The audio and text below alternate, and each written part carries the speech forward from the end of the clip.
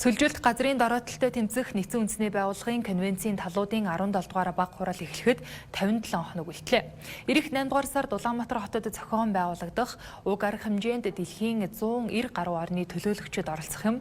Одоогийн байдлаар бэлтгэл ажил 58%-тай үргэлжилж байна. Бэлтгэл ажлыг ирэх 8 дугаар сарын 1-ний дотор бүрэн дуусгаж нэгдсэн үндэсний байгууллагад хүлээлгэн өгөхөөр төлөвлөсөн байна.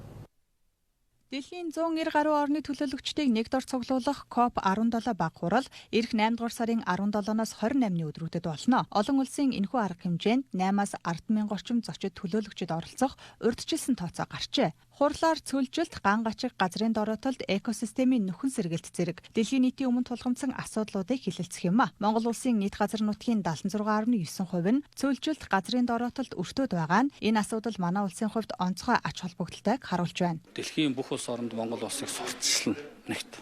За энэ бол одоо хамгийн том давуу тал.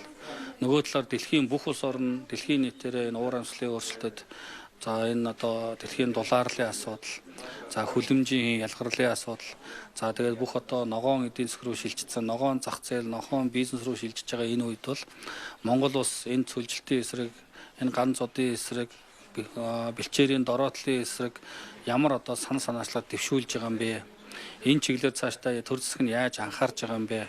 Энэ өнөөдрийн 12 оны хурлаас ямар хөрөнгийг татаж одоо чадах юм бэ? Энэ нэргээд тухайн нутаг оронд одоо үлдэх төсөл хөрөнгө болж энэ хэрээрээ бид нар ногоон байгууламжаа нэмэгдүүлэх, энэ хэрээрээ бид нар тусгай хамгаалалтаа газар нутгаа нэмэгдүүлэх, өндөр ашиг шимтэй одоо хөдөө аж ахуй руу шилжих ийм хэрэгцээ шаардлагууд байна. Улсын хурал дээр одоо бас уур амьсгалын өөрчлөлтийн анхдагч хууль маань хэлэлцэгдээд ингээд амжилттай явж байна. Энэ одоо хууль батлагдж гарснаар цаашдаа Монгол улс ногоон санхүүжилт, ногоон бизнес, ногоон одоо энэ зээлийг одоо бий болгох, энэ одоо зах зээлийг нэвтрүүлэх ийм томоохон шилжилтийн энэ одоо суур харилцаанууд бий бол. COP17 баг хурлын бэлтгэл ажил 2 жилийн өмнөөс эхэлсэн. Хурал болох байршлыг сонгохдоо аюулгүй байдал, дэд бүтэц, хүртээмж зэрэг шалгуурыг үндэслэн үндэсний цэцэрлэгт хүрээлэнг сонгосон байна. Үүний хүрээнд баригдах 12 байгууламжийн ихэнх нь түр ашиглагдах бол 2 цомцог гэр болон нийтийн ариун цэврийн байгууламжууд нийслэлийн өмчөд үлдэж цаашид олон нийтийн арга хэмжээнд ашиглагдана. Мөн зохион байгуулалтын зардалыг дахин тооцоолж хэмнэлт хийснээр хурлын төсвийг 301 тэрбум төгрөгөөс 250 орчим тэрбум төгрөг болгон бууруулжээ.